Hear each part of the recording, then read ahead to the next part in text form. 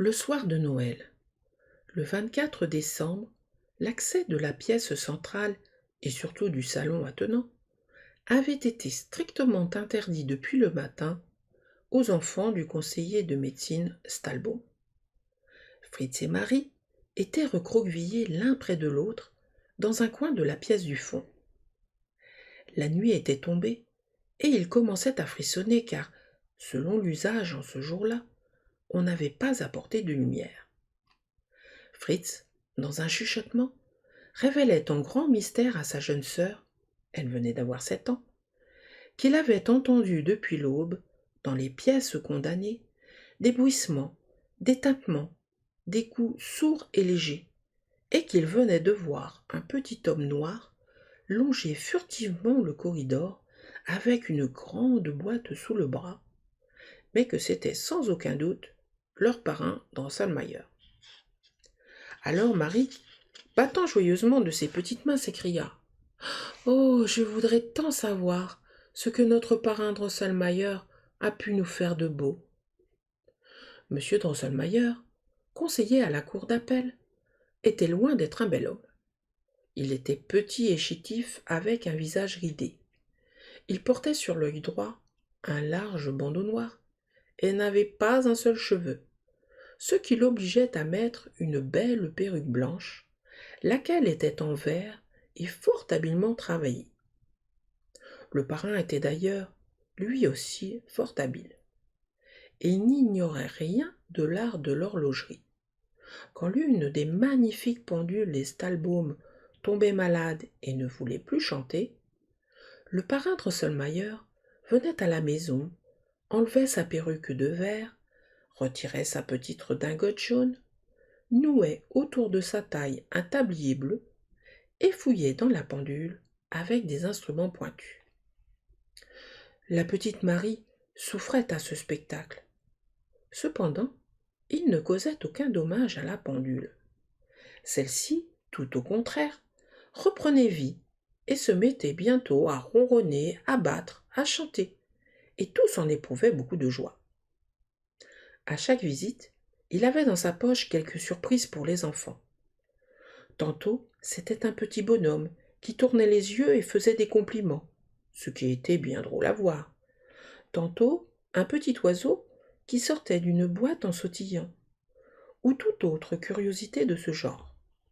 Mais, pour Noël, il avait coutume de fabriquer quelque ingénieuse merveille qui lui coûtait beaucoup de peine et que, pour cette raison, les parents mettaient soigneusement de côté dès que les enfants l'avaient reçu.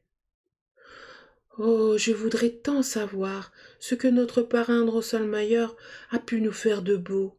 s'écriait donc Marie. Fritz était d'avis que ce serait cette fois, sans aucun doute, une forteresse dans laquelle de magnifiques soldats marcheraient au pas et feraient l'exercice. D'autres soldats viendraient et essaieraient de pénétrer dans la place, mais ceux qui étaient à l'intérieur tireraient vaillamment du canon et cela ferait un fameux vacarme. Marie l'interrompit.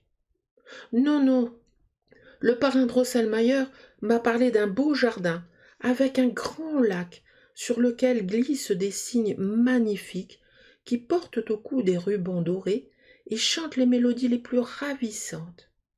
Et il y a une petite fille qui vient du jardin. Elle s'approche du lac, attire les cygnes et leur donne du massepain bien sucré. »« Les cygnes ne mangent pas de massepain, » intervint sèchement Fritz. « D'ailleurs, le parrain Drosselmayer ne peut pas fabriquer tout un jardin. Et puis, nous profitons à peine de ses jouets. On nous les enlève aussitôt. Tout compte fait, je préfère de beaucoup ce que nous offrent papa et maman.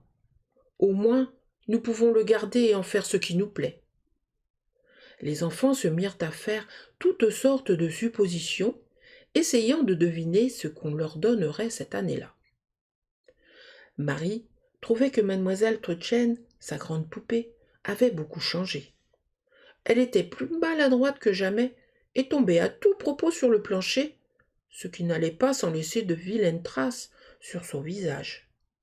Quant à la propreté de ses vêtements, il ne pouvait plus en être question dans de telles conditions. Il ne servait plus à rien de gronder, même très fort. Et puis, maman avait souri quand elle s'était tellement amusée à la vue de la petite ombrelle de Gretchen. Fritz, de son côté, affirmait qu'il lui fallait absolument un bel alezan pour son écurie princière, et que ses troupes manquaient totalement de cavalerie, et que papa le savait bien.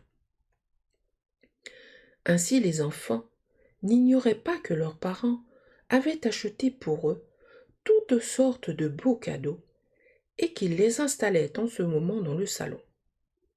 Pourtant, ils ne doutaient pas un seul instant que le cher petit Jésus regarda tous ces préparatifs de son doux regard d'enfant, et que tout cadeau de Noël, comme effleuré par une main bénie, donna plus de joie et de bonheur qu'aucun autre. C'était d'ailleurs ce que Louise, leur sœur, rappelait aux enfants, tandis qu'ils ne cessaient de parler tout bas des cadeaux qu'ils allaient recevoir.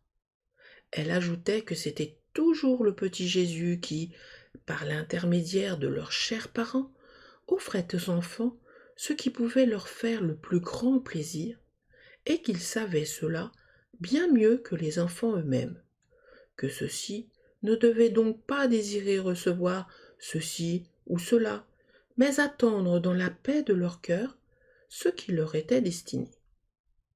La petite Marie devint toute songeuse, mais Fritz murmura: Je voudrais tout de même bien avoir un alezan et des hussards. Il faisait maintenant nuit noire. Fritz et Marie, serrés l'un contre l'autre, n'osaient plus dire une parole. Ils croyaient entendre autour d'eux de légers bruissements d'ailes et distinguer au loin une ravissante musique. Une vive clarté glissa sur le mur. Les enfants comprirent que l'enfant Jésus venait de s'éloigner sur de brillants nuages pour aller faire d'autres heureux. Au même moment, on entendit un tintement argentin. Dreline, dreline. Les portes s'ouvrirent toutes grandes, et une clarté si éblouissante jaillit de la grande pièce que les enfants poussant des Oh et des Ah restèrent pétrifiés sur le seuil. Mais papa et maman vinrent jusqu'à la porte, prirent les enfants par la main et leur dirent: Venez, chers enfants, venez voir ce que le petit Jésus vous a apporté.